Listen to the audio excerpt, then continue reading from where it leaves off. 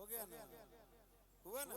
हाँ कितना हरस ज्यादा केहू नहीं हो हसीना, हसीना तू ही ये सवरिया तू ही हो करीना। हाँ कि तहरा बिना ना हम जिया तानी जान बोलत हवा बोलैबू। कि कहिया ले हमारा के बुरु बकबो नहीं बोले सारा घर।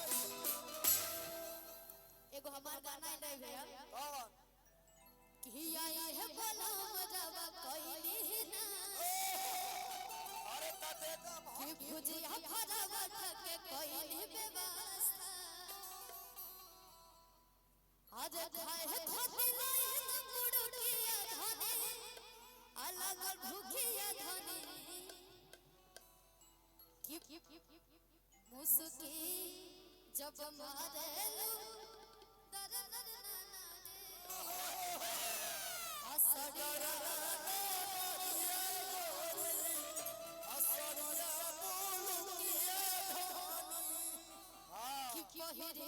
जब महरहलो मुहसुकिया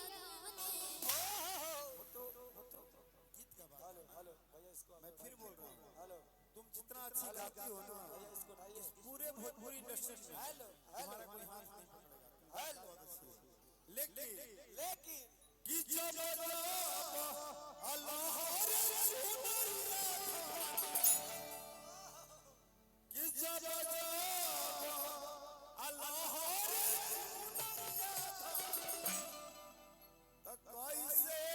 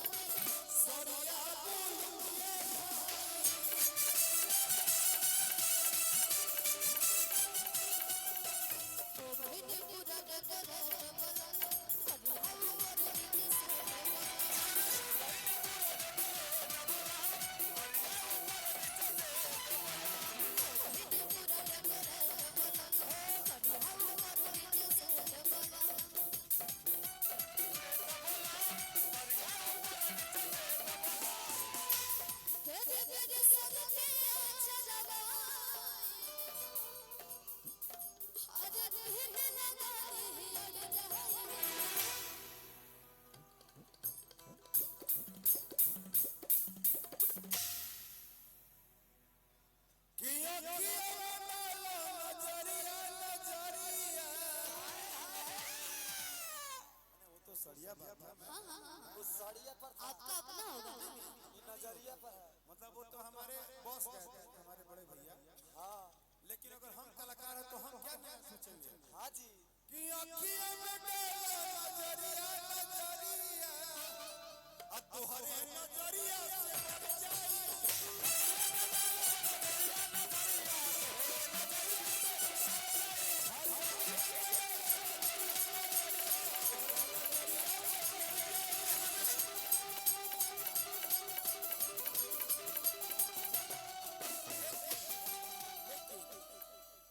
कि ऐसे रखना तू सड़िया बुलुकिया। ऐसा नहीं है, दुनिया को लगता है हाँ कि हम उनकी बात को नहीं जानते हैं, हम नहीं मानते हैं। आज बहुत है लेकिन हाँ एक बात हम ये भी मानते हैं कि कलाकार वही जिसमें अपनी क्षमता हो। हाँ कलाकार वही जिसमें अपनी क्षमता हो। हाँ बात उनकी रखिए, उनका बात मैं भी कहूँगा लेकिन मेरे तरीके से कि सड़िया पहनो बुलुकिया बुलुकिया सड़िया नजरिया में घुस जाए।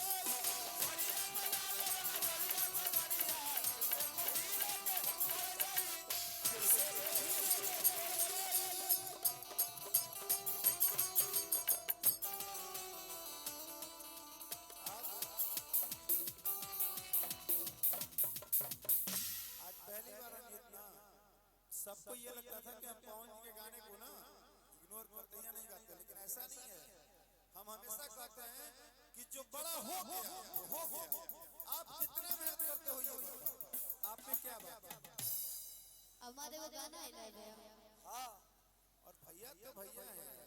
अरे अरे वाह बस कि पूरा हो गई नी डेकोरेट वाला हाय हाय हाय कि बंधे परेशान मन करे ले जाने तोहर खाना पीना रोक दे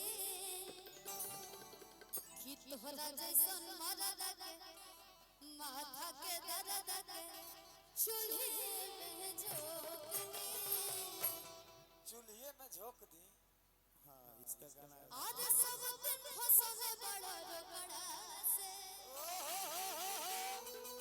आज सब दिन फंसने बड़ा रगड़ा से कि तू जाके फंसबा जे ओकरा से हाय हाय हाय आह महु फंसब कोनो छोकरा से कि भई जग बड़ा चकर चकरा से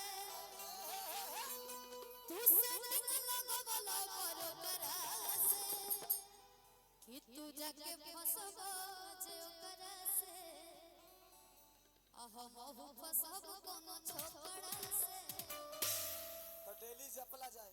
मुझे लगता है कि जब से तुम गाना गाई हो ऐसा हो तुमको कोई भी सिंगर मंच में ऐसा नहीं मिला जो बात को रख दे। हाँ अब लड़कों की तरफ से मेरा बात है, लड़कों की तरफ से मेरा बात है। हाँ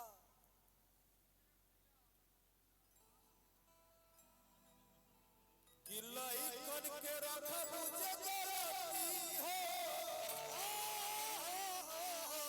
तो बंद हो बाहर तो चलती हो। मान लीजिए ठीक है हम तो गलत है जो भी लेकिन बातवा तो क्लियर हो यहाँ चलते कि चलते लाइकन के देखा मुझे गलती हो अब बंद हो बाहर तो चलती हो। सुन ला कि ईमानदार रहे शुरू से अब पूछले रहे अपने गुरुए से। गुरुए से शुरू रहे शुरू से लड़के ईमानदार होते हैं लेकिन बच्चे ईमानदार होते हैं ऐसे नहीं। बच्चे बच्चे भगवान के रूप होते हैं। भैया लोग कहते हैं मतलब नाचे वाला गाना होता कि अब नाची रैया उड़े माझे उड़े वाला बा कि राज कर राजा हो बदले वाला बा।